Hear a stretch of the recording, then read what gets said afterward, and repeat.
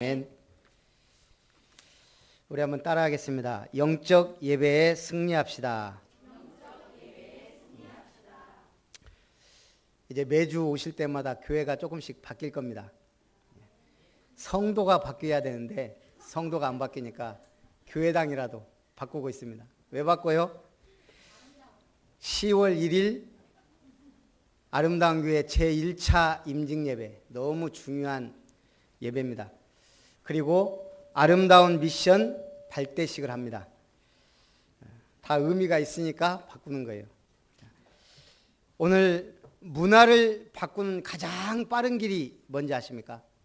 세상 문화를 바꾸는 것, 올바른 성전 건축입니다.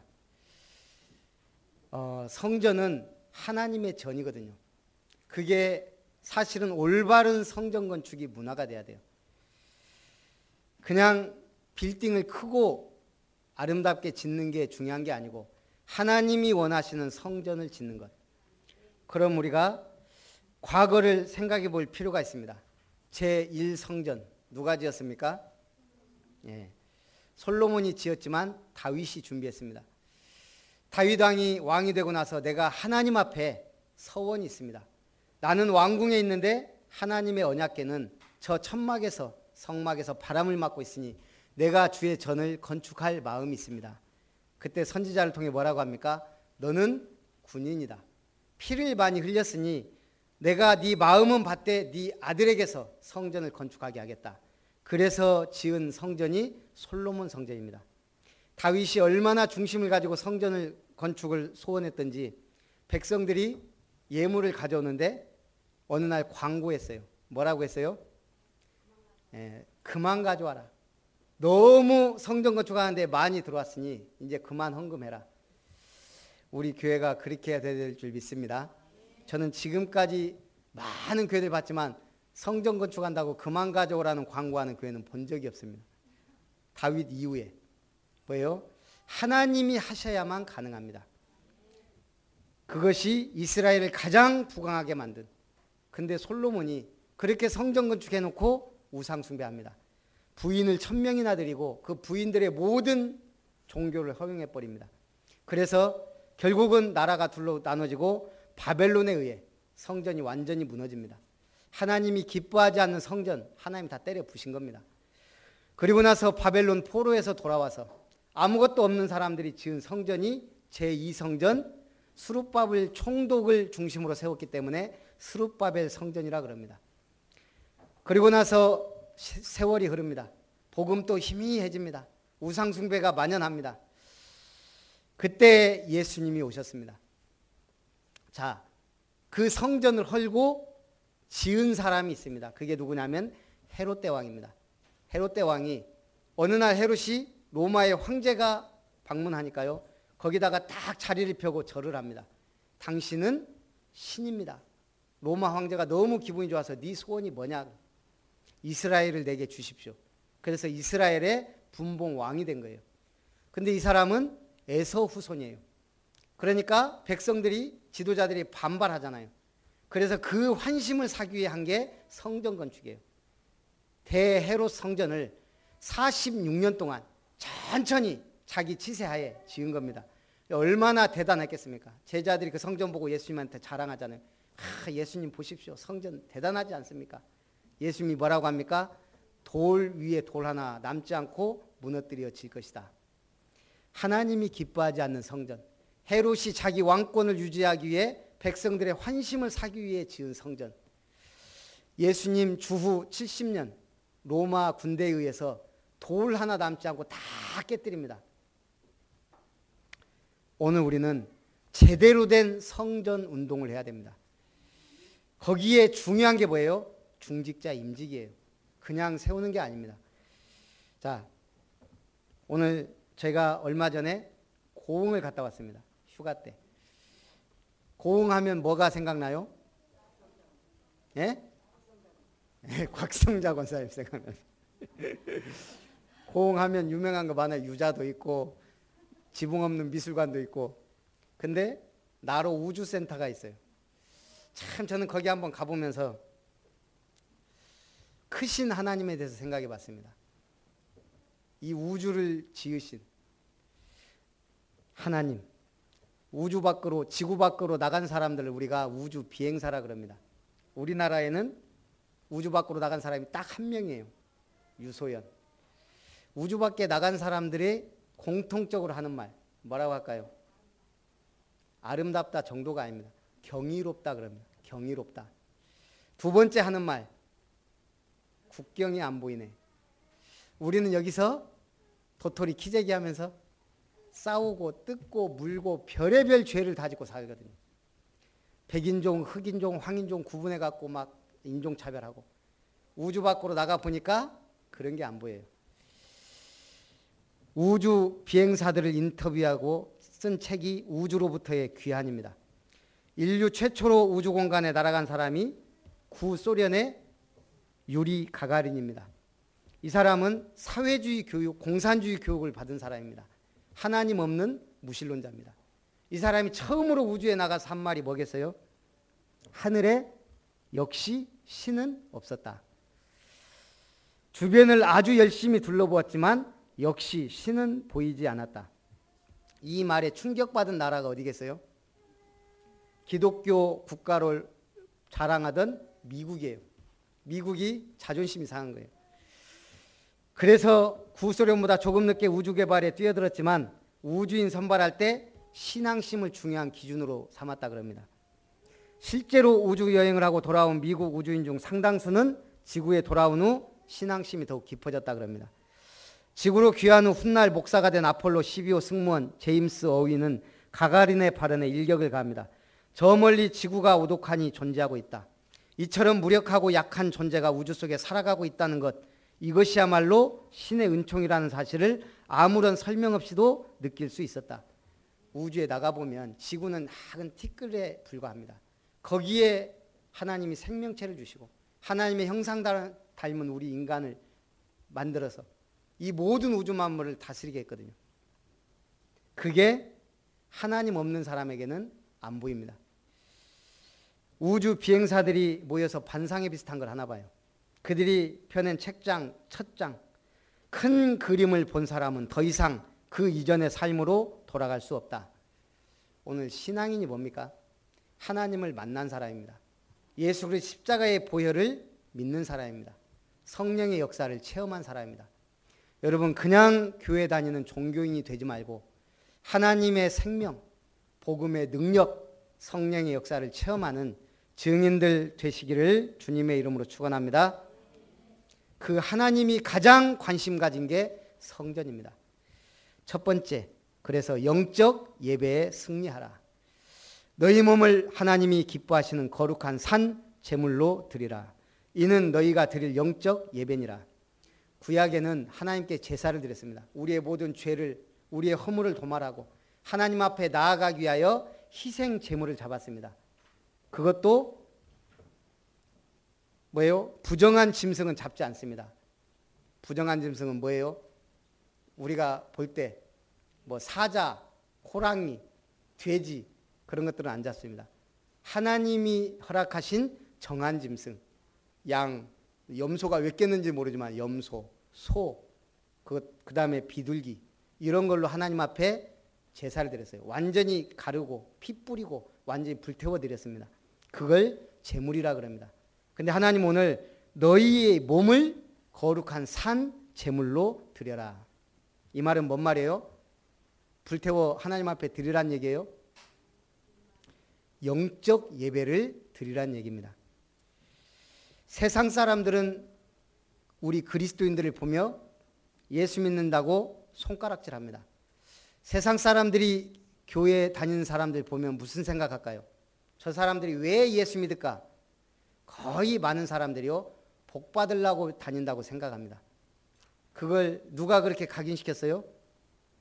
예수 믿는 사람들이 그렇게 각인시켜 버렸어요. 복 받으려고. 세상 나가보니까 예수 믿는 사람들이 돈 벌려고, 성공하려고 몸부림을 치거든요. 자기들하고 똑같아요. 기도하는 거 보니까 다 기복신앙이에요.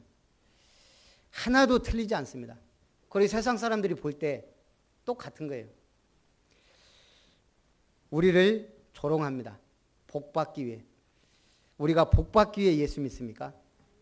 하나님의 은혜로 선택을 받았고 하나님이 은혜로 우리를 부르신 겁니다. 오늘 너희 몸을 하나님이 기뻐하시는 거룩한 산 제물로 드리라. 그 이유를 말했습니다. 내가 하나님의 모든 자비하심으로 너희를 권하노니 하나님의 모든 자비하심이 있기 때문에 우리가 어떻게 내 몸을 하나님 앞에 드립니까? 하나님이 자비를 알기 때문에. 하나님은 우리가 구하지 않아도 우리에게 자비를 베풀어주는 하나님입니다. 칼빈이 말했습니다. 인간들은 자신들이 하나님께 얼마나 빚을 많이 졌는지를 깨닫기 전에는 결코 하나님을 자발적으로 섬길 수 없다. 우리가 깊이 있는 신앙은 뭐죠? 내가 하나님 앞에 빚진 자구나. 하나님의 사랑과 그 희생에 빚진 자구나. 우리 성숙한 사람은 부모님이 아무리 못돼도 그 은혜에 감사합니다. 결코 자비란 무엇입니까? 아더 핑크는 이렇게 말했습니다. 자비란 타락한 피조물들의 비참함을 기꺼이 없애주시려는 하나님의 성품을 말한다. 타락한 피조물들의 비참함을 없애주신 것, 그게 하나님의 자비요 은혜입니다. 이제 우리가 은혜 받은 자로서 우리는 영적 예배에 승리해야 합니다. 그래야 모든 문제를 이기고 예배에 승리해야 모든 흑암 세력이 무너집니다. 요즘에 제가 토요일 되면 약간 걱정되는 게 우리 보기음이 눈치를 제가 가만히 봐요. 지난주에는 그런 적이 없거든요. 토요일부터 2시간 간격으로 깨는 거예요. 저 잠 못 자게 하려고. 제가 잠 못 자면 피곤하지, 메시지 해롱해롱하지, 여러분들 그러면 혼미케 하려고. 이게 보이는 거예요. 그렇다고 이 마귀와 결박받아라 할 수도 없고. 어제도 제가 방심하고 있었는데 제가 신기하게 애들이 와서 막 놀아준 것도 있지만 12시 되면은 자야 제가 정상적인 컨디션으로 메시지를 하잖아요. 12시 10분 전인데 쌩쌩한 거예요. 놀고 싶어갖고 막 눈이 번쩍번쩍하고 안아주니까 막 고개를 휙휙휙 돌려요. 여기 뭐가 있나 저기 뭐가 있나. 한 12시 10분 15분 전 제가 지금 한 빨리 재우려고 한 30분을 이렇게 안고 있었거든요. 이게 안 되겠는 거예요. 좋다, 오늘 네가 이기나 내가 이기나 한번 해보자. 창세기부터 노래를 부르면서 계속 창세기 아브라함부터 성경 얘기 계속 한 거예요. 노래 부르면서. 네가 이래도 안잖아. 여러분 불면증 시달리는 분들 제일 빠른 게 뭐예요? 성경을 읽는 거. 성경 읽는 것보다 더 확실한 거. 성경 내용을 계속 이렇게 영화를 찍어보세요. 금방 졸려요. 성경이 이게 보통 책이 아니거든요.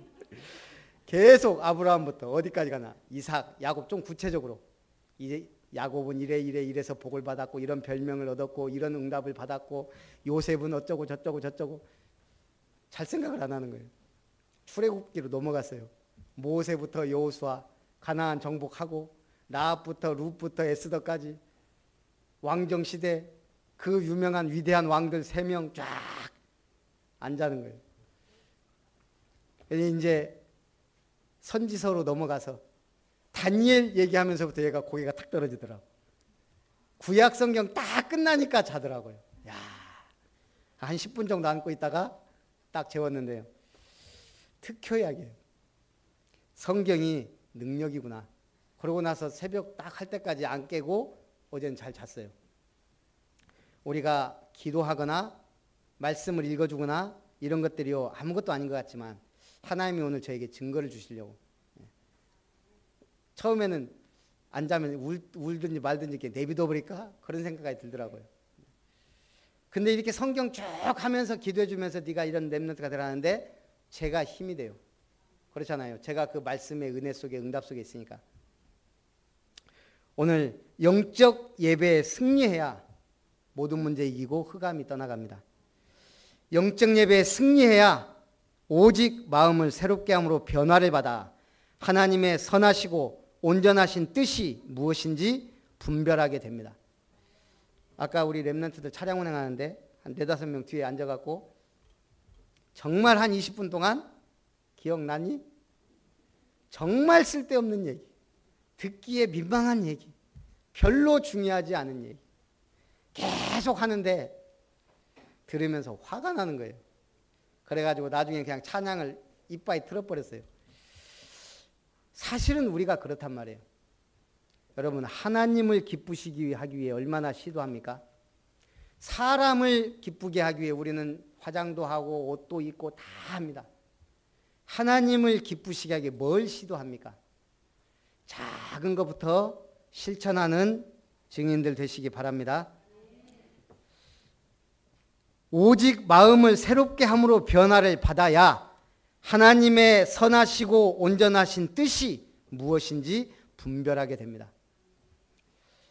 여러분, 요즘에 그 정상들 만나면 뉴스에 계속 나오는 게 뭐죠? 어떤 색깔 옷을 입고 넥타이 무슨 색깔이냐. 특히 남자들. 여자분들은요, 박근혜 대통령 할 때 옷 색깔 그런 것까지 다 나오잖아요. 왜 그래요? 넥타이 색깔에 메시지가 담겨 있단 말이에요. 어떤 정상을 만났을 때 저 색깔은 지금 어떤 의미다. 그런데 요즘에는 또 밥상 얘기가 자꾸 나오더라고요. 청와대에서 밥상도 하나의 정치학이라는 거예요. 초대받은 사람, 정치 환경에 따라 다른 메뉴로 국정의 메시지를 표현합니다. 문 대통령이 기업인 미팅 때 황태를 내놨습니다. 갈등을 녹이고 상생으로 가자는 뜻. 더불어민주당 박용진 의원이 SNS에 지난달 26일 청와대에서 열렸던 오찬 메뉴 사진과 소회를 올렸다가 네티즌들 사이에 반찬 투정 논란을 만들었던 게 대표적입니다. 오찬 메뉴는 곰탕이 주 요리고 고구마 밤죽에 삼색전에 김치, 깍두기, 과일 등이 곁들여졌습니다. 박 의원이 식단 사진을 페이스북에 올리면서 청와대 밥은 부실해도 성공한 정부를 만들겠다는 당청 의지는 식탁 가득 넘쳐났다. 뭐가 문제예요? 부실해도. 최창렬 교양학부 용인대 교수가 말했습니다. 청와대 메뉴 하나에는 그 정권이 지향하는 가치와 정신이 녹아들 수밖에 없다. 편안한 공감을 원하는 문 대통령 콘셉트에 맞춰 소박한 음식의 상징인 곰탕을 대접한 것 같다. 같은 말이라도 부실했다 하고 소박했다 하고 이렇게 다르잖아요. 역대 대통령 군사정권을 끝내고 첫 문민정부 시대를 연 김영삼 대통령은 칼국수 한 그릇에 개혁 의지를 녹여냈습니다. 김대중 전 대통령은 호남 대표 음식인 홍어가 밥상에 올라와 정권 교체를 실감하게 했다. 쉽게 말해서 우리가 메시지라는 게 있단 말이에요. 옷에도 넥타이 하나에도 음식에도. 오늘 하나님은 선하시고 온전한 뜻을 분별하라는 거예요. 그럼 우리가 그걸 분별하려면 뭘 봐야 돼요? 하나님 눈치를 봐야 돼요. 하나님이 왜 나에게 이 사건을 주셨는가? 하나님 왜 날 이 문제 앞에 세우셨는가? 하나님은 나를 왜 이 길로 가시게 하셨는가? 하나님 나 왜 지금 여기 있게 하셨는가? 모든 걸 자꾸 질문해 봐야 됩니다. 그러면서 왜 하나님이 이런 만남을 주셨고 나를 왜 이런 환경 속으로 하셨는가? 질문만 제대로 해도 많은 응답 받습니다. 제일 기도응답 빠른 방법. 저는 하나님 앞에 어려서부터 질문을 많이 해봤거든요. 질문이 제일 빨라요. 우리 아이들이 저한테 뭐 해주세요 하면 제가 대답을 잘 못해요. 왜요? 언제까지 어떻게 해줘야 될지 잘 모르니까. 그런데 질문은 대답을 해줘야 돼요. 아까도 촬영하면서 도연이가 자꾸 뭐라고 얘기하는데 얘기할 때 저는 그냥 가만히 있어요. 너는 지서라, 나는 간다. 그럼 나 이제 얘가 질문을 자꾸 하잖아요. 그럼 대답을 해줘야 돼요. 목사님, 10월 26일 날이 무슨 날인지 아세요? 그걸 내가 어찌 알아? 공집사님 기일이에요. 대단하다. 제가요, 총학생장 나갔어요. 네가? 몇 명 찍었냐? 22표 나왔어요. 몇 명 중에, 90 몇 명 중에. 제가 그랬어요. 나도 모르게. 그 22명 대단하다. 너한테 표를 주다니. 제가 그러네요. 반장선거 나갔는데 떨어지고 그래갖고 휴대폰 걷는 거 당선됐다네. 질문을 하면 하나님은 응답을 하셔야 돼요. 왜냐하면 질문을 했기 때문에. 기도를 하면 시간표에 따라 응답을 하셔요. 자, 두 번째, 믿음의 분량대로 지혜롭게 생각하라. 오직 하나님께서 주신 것을 생각해야 됩니다. 먼저 믿음의 분량대로 하나님 우리에게 주신 믿음이 있어요. 하나님이 우리에게 주신 은사가 지금 로마 12장에 쭉 나옵니다. 어떤 사람은 이런 거 저런 거 다 주었다 그랬습니다. 그렇다면 하나님이 내게 주신 것, 이걸 알아야 돼요. 은혜와 믿음은 하나님이 주신 겁니다. 각 사람에게 나누어 주신 믿음의 분량이 있습니다. 한 몸에 많은 지체를 가졌으나 모든 지체가 같은 기능을 가진 것이 아니다. 그리스도의 몸을 세우는 일에 나를 부르신 것이다. 얼마 전에 집사람하고 오래간만에 제 영화관 거의 안 가는데 날 잡아서 한번 휴가 때 한번 갔거든요. 택시 운전사 봤어요. 제가 개인적으로는 제가 영화 배우 중에 가장 연기 잘하고 참 한다 한 게 송강호예요. 그 송강호가 언제부터 떴는지 저는 기억하고 있어요. 언제 떴을까요? 예? 아, 예. 넘버 3. 그 대사까지도 잘은 기억 안 나지만 거기 뭐라 그래요? 이 넘버 3에서 이 친구가 뭔가 한 파에 몇 명 있는데 거기 보스예요. 근데 거기서 이제 얘가 무슨 말 하니까 얘가 바른 말을 했어요. 그때 송강호가 뭐라 그래요? 내 말에 토 달지 마. 배반형이야 배반. 배신이야 배신. 이 말이요.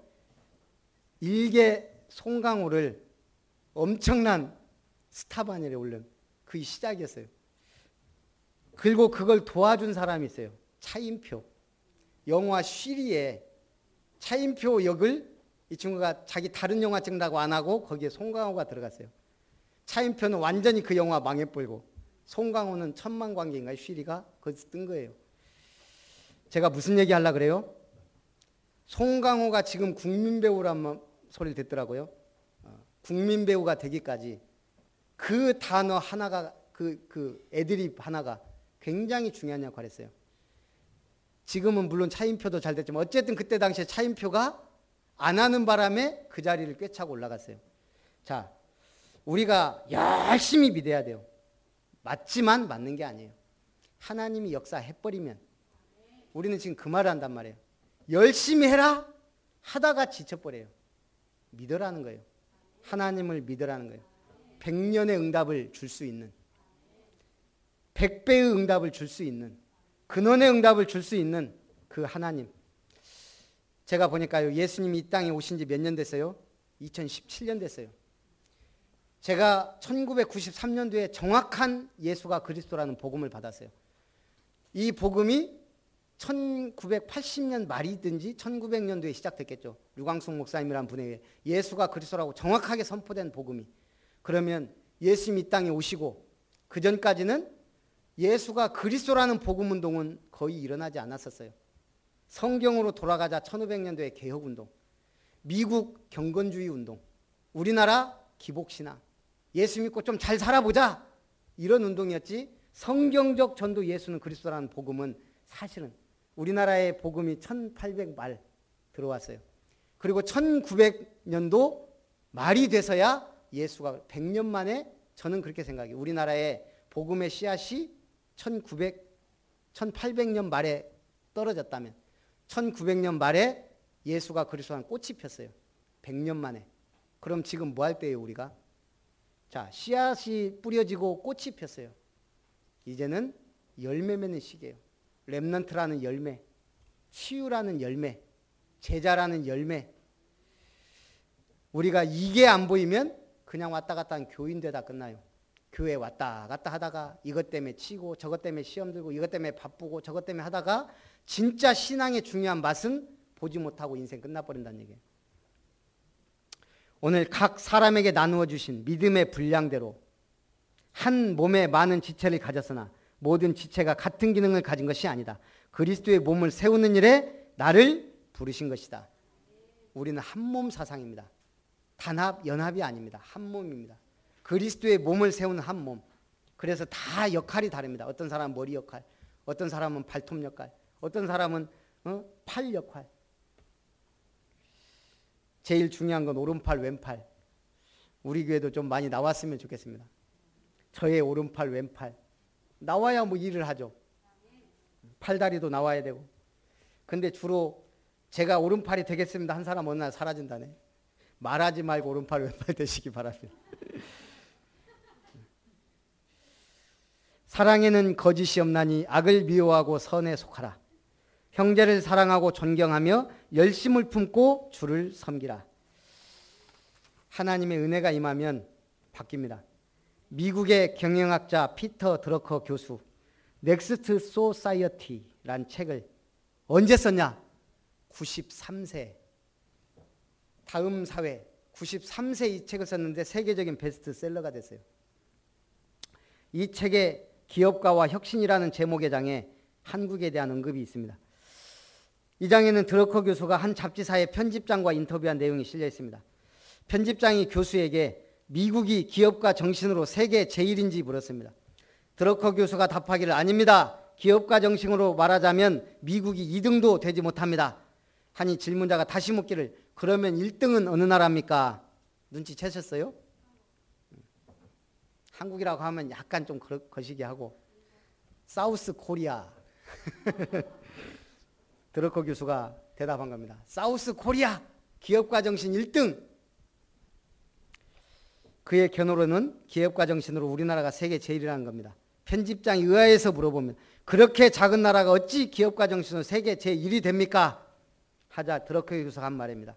사우스 코리아가 지난날 일본의 식민지가 되었을 때 일본은 조선의 기업가 정신이 자라지 못하도록 의도적으로 막았다.